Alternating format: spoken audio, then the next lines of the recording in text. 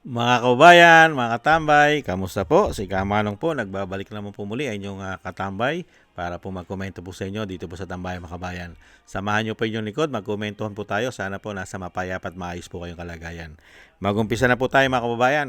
Ito po mga kababayan, komentuhan po natin. Ito pong si Jose Marie Borja Viceral mga tambay alias Vice Ganda ay isinusulong po. May nagsusulong po na ito daw po ay tumakbo bilang presidente sa 2028 para daw po pantapat kay Vice President Sara Duterte. Ito pong tinatawag na Vice Ganda na si Jose Maria Borja Viceral mga kabayan. Ito po, pakinggan po natin ang nagsusulong po para po panlaban, pantapat sa Vice President na Sara Duterte. Pakinggan po natin ito po mga usap-usapin nila na nagsusulong po. Umpisahan na po natin.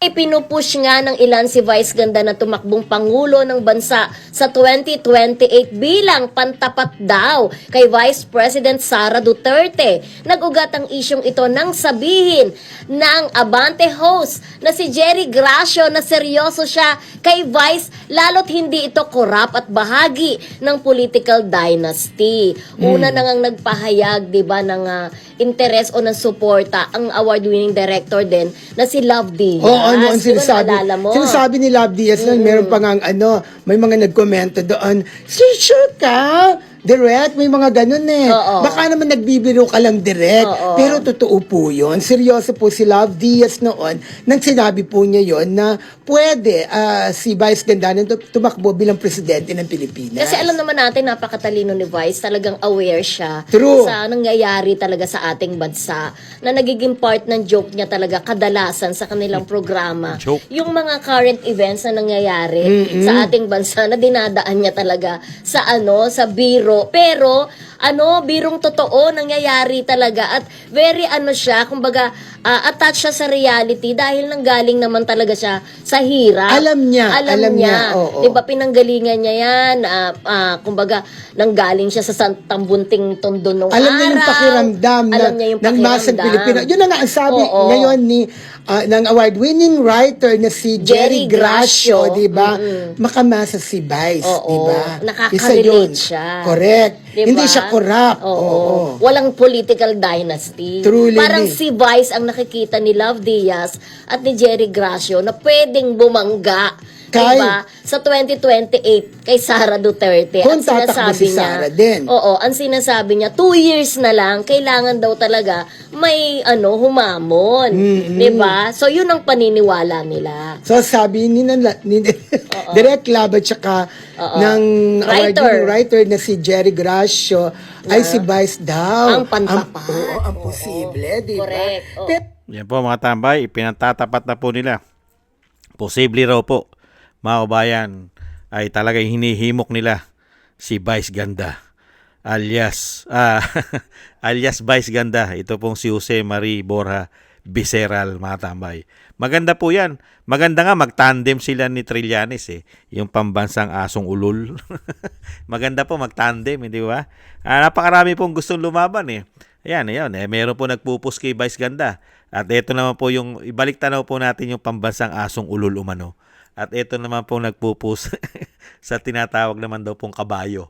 Hindi po ba magandang tandem yon? Isang pambansang asong ulol umano at yung tinatawag naman daw pong kabayo. Malakas sa tandem po yan. Baka napakalakas po yan. Hindi po ba? Ito po. Maganda rin po itong plano ni Trillanes Ngayon naman po si Vice Ganda. Ang dun sa hanay ng mga middle forces na tinatawag ko, merong selection committee nagaganap sa kasalukuyan at eventually merong may mga criteria sa pagpili at pag natapos yung proseso na yan, itutulak nila yung preferred candidate from the middle forces. Ngayon, doon naman sa administration side, ang nababalitaan natin, ang mga nag-aspire tumakbo for president, ay si General Nick Torre at itong si Secretary John Vic Remulla. So, yan naman ay sila naman ang bahala kung paano nila ipopromote sarili nila. Pero ako po, personally, ang tinutulak ko ay magsanib puwersa ito. Yung mga kakamping, yung mga middle forces, at yung admin para mas malakas ang puwersa para matalo yung mga Duterte sa 2028. Sir, yung Pink Force, Ayan mga tambay, nakita niyo po mga kalaban ng ating Vice President. Itinutulak po, mga kabayan, si Vice Ganda para makalaban po sa 2028. Hindi raw po corrupt si Vice Ganda. Ang tanong, naglingkod na ba si Vice Ganda? Paano masasabi hindi corrupt si Vice Ganda? Hindi pa nga naglilingkod sa bayan yan. Meron na po bang political career si Vice Ganda? Sige nga. Para bang ginagawang tangat bobo ang mga Pilipino. Hindi raw po corrupt si Vice Ganda. Ang tanong, naglingkod na ba sa taong bayan yan? Meron na pang achievement yan. Maliban po sa mga nagpatawa at namimintas. Di po ba napakaraming pinipintasan yan at binubuli umano para lang po makapagpatawa? Di ba si Jessica Soho, di ba ginawa niya katatawanan? Si dating Pangulong Duterte, ginawa niya katatawanan yung pagkakakulong po sa Dahig. Hindi po ba? Kaya nga pinag-usapan siya dyan binati ko siya. Dahil nakakulong po ang dating Pangulong Duterte pero ginagawa niya pong katatawanan. Hindi po ba? Yung ginawa po kay dating Pangulong Duterte, walang due process. Ikinulong ang dating Pangulo, wala pang matibay na ebidensya. Naghahanap pa sila ng ebidensya para maging matibay. Pero nakakulong na yung matanda.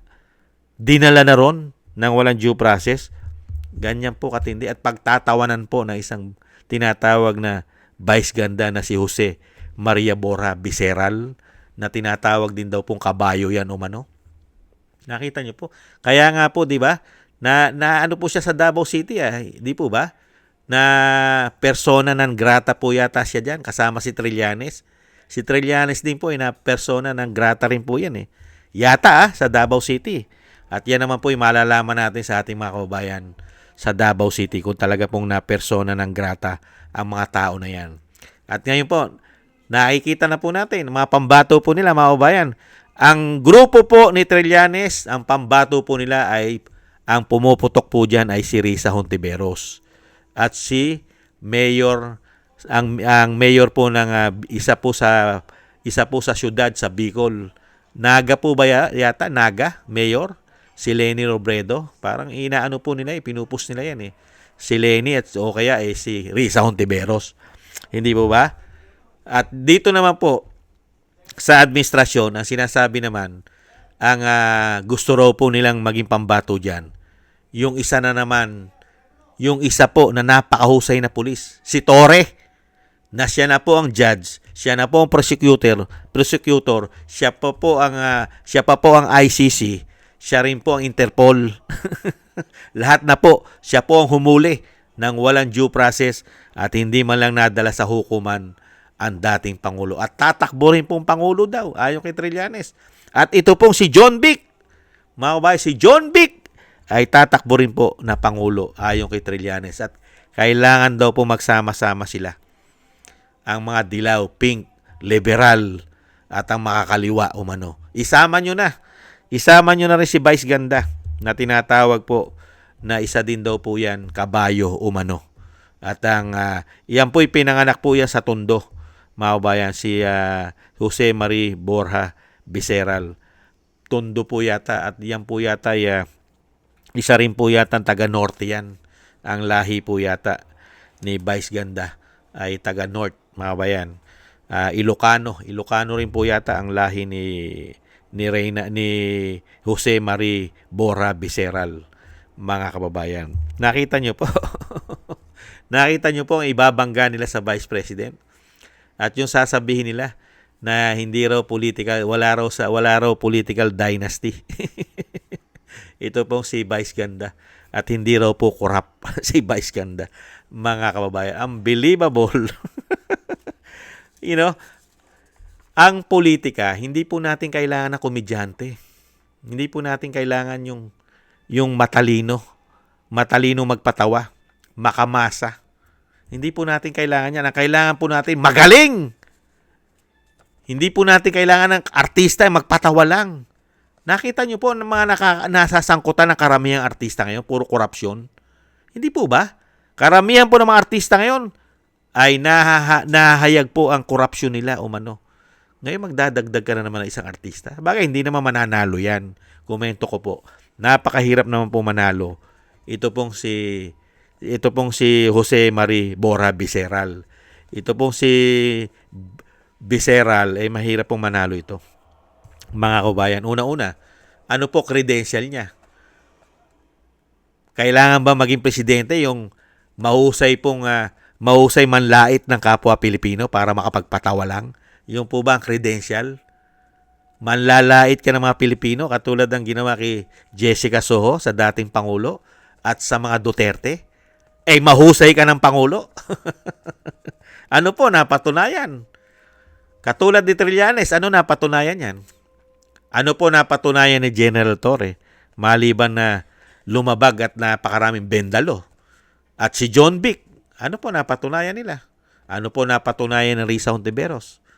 Lalo-lalo po itong umuugong na si Jose Marie Borja Viceral. Ano napatunayan sa taong bayan yan? Para po maging Pangulo at ini-endorso nila maging Pangulo. Ano po napatunayan? Naging lingkod bayan na po ba yan? At may napatunayan po ba yan katulad ng kahit lahatin na po natin. Sama na natin si General Torre, si Trillanes, si Hontiveros, saka si John Vic, saka si Viceral. Ano po ang napatunayan po nila, mga kababayan, sa ating bansa? Katulad po nilang lahat. Meron po ba silang malalaking achievement na nagawa sa ating bansa? Itong mga tao na ito? Meron po ba sila? Nasa kalingkingan po ba sila ng pamilya Duterte sa paglilingkod? Katulad po ng credential. Makikita mo yung credential nila. Davao City. Pangalawa sa pinakamalinis. Di po ba? Nangunguna po sa Southeast Asia ang Singapore. Pangalawa ang Davao City. At ganun din po sa pagiging safe. Di ba? Safe ang mga tao, mga residential sa Davao City. Hindi po ba? Meron na po ba napatunayan? Katulad po ni John Vic, safe po ba? At malinis po ba ang Cavite? Malinis po ba at safe ang mamamayan sa Cavite? Ganun din po kay General Torre. Safe ba ang mga Pilipino kay General Torre? Safe? Mahusay po ba siyang gumamit ng batas? Kahit dating Pangulo, ay nabibigyan niya ba ng due process? Sige nga. Hindi pa naglilingkod si General Torre bilang politiko. Siya po'y naging alagad ng batas. Hindi po ba? Pero sa pagiging alagad ng batas si General Torre, ano po ang napatunayan niya sa mga Pilipino? At ano nakita ng mga Pilipino? Hindi po ba siya nagamit ng mga politiko? Dahil sa sariling interes at pakinabang umano? Hindi po ba? At si Risa Hontiveros, ano po ang napatunayan niya sa mga Pilipino? Maliban po sa napakaraming issue niya sa PhilHealth at napakarami niyang issue na siya ay sumusuporta sa makakaliwa at napakarami niyang issue na siya ay nagbabayad umano ng mga witnesses para sa mga pinababagsak nila umano. Hindi po ba? At ito po, ano po ang credential na maipagmamalaki ni Vice Ganda, mga kababayan? At isama na po natin si Leni Robredo. Ano po? Ikumpara mo sa mga nagawa ng mga Duterte. Sige nga. Ano pong klaseng bayan meron sila? Ano po? Maipagmamalaki po ba nila ang mga syudad nila na katulad ng Davao City? Kahit si Vice Ganda, maipagmamalaki niya ba ang Tondo? Na safe na sa Tondo? Wala nang mga addictus doon? Wala nang krimen? Malinis na at maipagmamalaki na? Kaya, mga kababayan, yan po ay puro panaginip lamang. Mangyayari lang po yan, mga kababayan, kung gagawin na naman nila ang ginawang botohan ng 2025. real talk. Pag po ang ginawa nilang botohan ay katulad po ng 2025, ang mga boto natin ay napupunta umano sa ibang politiko. At karamihan ng boto natin ay ayaw tanggapin. Hindi po ba? Comelec, kamusta na po kayo? Yan po ang matinding mangyayaring senaryo kung may halalan. Ang matinding kalaban ng mga Duterte umano, hindi po ang mga bulok, hindi po ang mga korap na politiko. Ang Comelec umano.